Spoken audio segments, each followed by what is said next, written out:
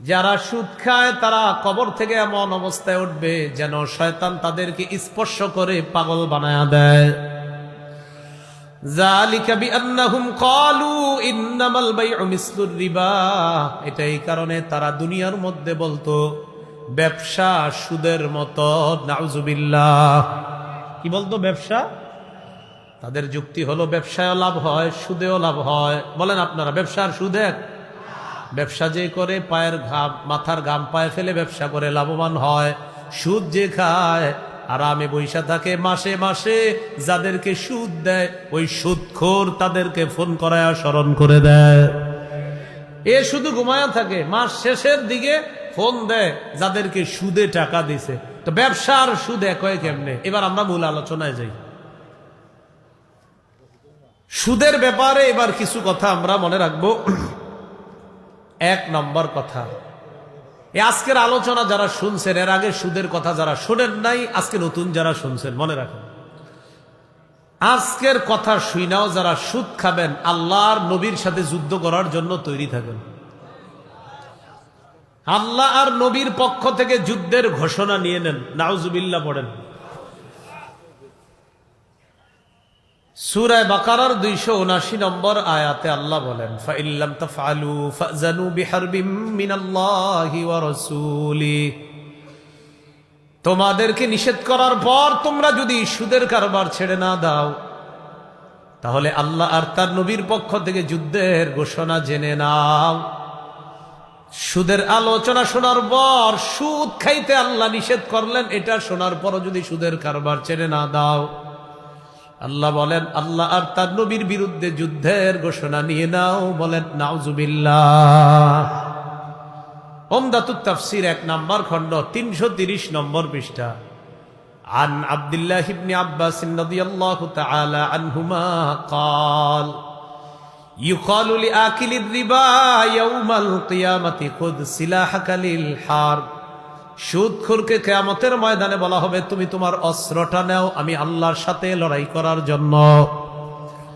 কিয়ামতের ময়দানে সুদখোরকে বলা হবে তুমি তোমার অস্ত্রটা নাও আমি আল্লাহর সাথে লড়াই করার জন্য।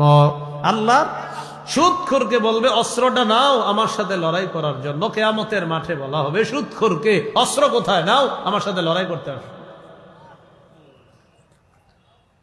তাহলে সুদ খাওয়া আল্লাহ আর তার নবীর থেকে যুদ্ধের ঘোষণা নেওয়া এক। 2 নম্বর, যারা সুদ খায় তারা কিয়ামতের ময়দানে কবর থেকে পাগল পাগল অবস্থায় উঠবে। পাগল। নাউজুবিল্লাহ পড়েন। যারা খান তারাও পড়েন। সুদের আলোচনা এমনিও নাউজুবিল্লাহ আস্তাগফিরুল্লাহ মানুষের মুখে বেরোয় না। বেরোয় না কেন? আপনারা না খাইলেও বাংলাদেশে খায়, এজন্য বেরোয় না আর কি, সমস্যা নাই। আপনি বললেও ঠিক, না বললেও ঠিক, কথা আল্লাহ বলছে। আপনার এটা ভাল লাগলেও ঠিক, না ভাল লাগলেও ঠিক। ঠিক তো ঠিকই, এটা বেঠিক হয় না কখনো। সুদের আলোচনা আমি আপনার কমু না এটা ঠিক কিনা, আমি যদি কমিটি তো ঠিকই কমু, এটা কি বেঠিক নিয়ে আবার? কারণ আল্লাহ বলছে, নবী বলছে, তো এটা আবার বেঠিক হয় কেন? তো নাউজুবিল্লাহ বললেন একটু, যাতে অন্তত আর না খান, এটা একটু মাথায় রেখেন আর কি। 2 নম্বর, যারা সুদ খায় তারা কিয়ামতের ময়দানে পাগল অবস্থায় উঠবে কবর থেকে। বলি নাউজুবিল্লাহ। সূরা বাকারার 275 নম্বর আয়াতে আল্লাহ বলেন, আল্লাযীনা ইয়াকুলুনা রিবা লা ইয়াকুমুনা ইল্লা কামা ইয়াকুমুল্লাযী ইয়াতাখাব্বাতুহুশ শাইতানু মিনাল মাস। যারা সুদ খায় তারা কবর থেকে এমন অবস্থায় উঠবে যেন শয়তান তাদেরকে স্পর্শ করে পাগল বানায়া দেয়। যালিকা বিআন্নাহুম ক্বালু ইন্নামাল বাইউ মিসলুর রিবা। এটাই কারণে তারা দুনিয়ার মধ্যে বলতো ব্যবসা সুদের মতো। নাউজুবিল্লাহ। কি বলতো? ব্যবসা। তাদের যুক্তি হলো ব্যবসায়ও লাভ হয়, সুদেও লাভ হয়। বলেন আপনারা, ব্যবসা আর সুদ এক? ব্যবসা যে করে পায়ের ঘাম মাথার ঘাম পায়ে ফেলে ব্যবসা করে লাভবান হয়, সুদ যে খায় আরামে বৈশা থাকে মাসে মাসে যাদেরকে সুদ দেয় ওই সুদখোর তাদেরকে ফোন করায় স্মরণ করে দেয়।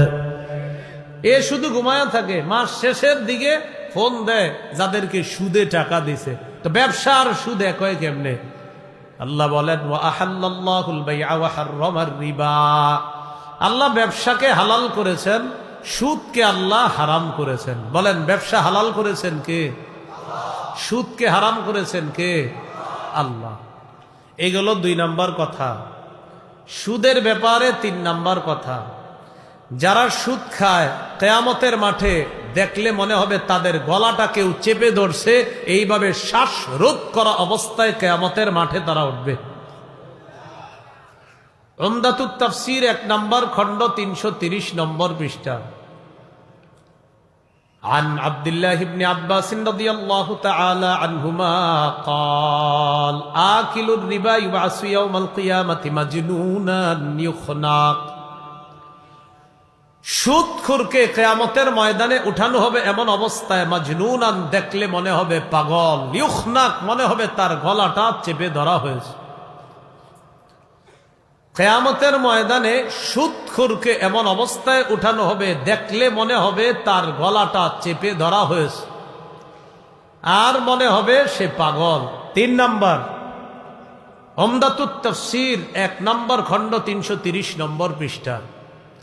আব্দুল্লাহ ইবনে আব্বাস রাদিয়াল্লাহু তাআলা আনহুমার বর্ণনা, আকিলুর রিবা ইউবাসু ইয়াউমাল কিয়ামাতি মাজনুনান ইউখনাক। সুদখোরকে কিয়ামতের ময়দানে উঠানো হবে ইউখনাক, শ্বাসরোধ করা অবস্থায়, মনে হবে তার গলাটা চেপে ধরা হয়েছে এমন অবস্থায় সুদখোরকে উঠানো হবে কিয়ামতের মাঠে। 4 নাম্বার, সুদ খাওয়া হালাল রিজিক থেকে বঞ্চিত হওয়ার কারণ। সুদ খাওয়া আপনার জন্য আল্লাহর পক্ষ থেকে হালাল রিজিক বরাদ্দ ছিল, সুদ খাওয়া হালাল রিজিক থেকে বঞ্চিত হওয়ার কারণ। আপনি সুদ খান তো হালাল রিজিক থেকে বঞ্চিত হবেন। সূরা নিসার 160-161 নম্বর আয়াতে আল্লাহ বলেন, فَبِظُلْمٍ مِّنَ الَّذِينَ هَادُوا حَرَّمْنَا عَلَيْهِمْ طَيِّبَاتٍ أُحِلَّتْ لَهُمْ وَبِصَدِّهِمْ عَن سَبِيلِ اللَّهِ كَثِيرًا وَأَخْذِهِمُ الرِّبَا وَقَدْ نُهُوا عَنْهُ وَأَكْلِهِمْ أَمْوَالَ النَّاسِ بِالْبَاطِلِ।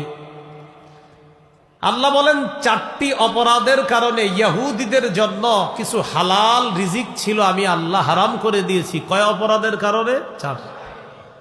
1 নাম্বার, ফাবিজুলমিম মিনাল্লাযীনা হাদু,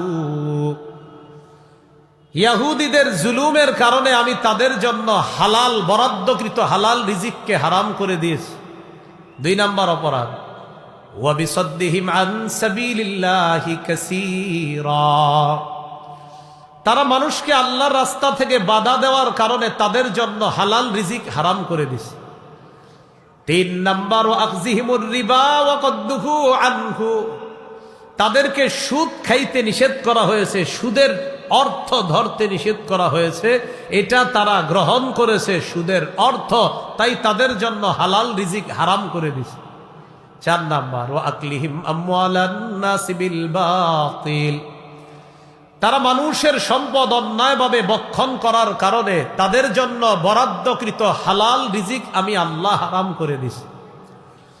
এজন্য 4 নাম্বার, সুদ খাওয়া হালাল রিজিক থেকে বঞ্চিত হওয়ার কারণ। আল্লাহ আমাদেরকে হেফাজত করেন।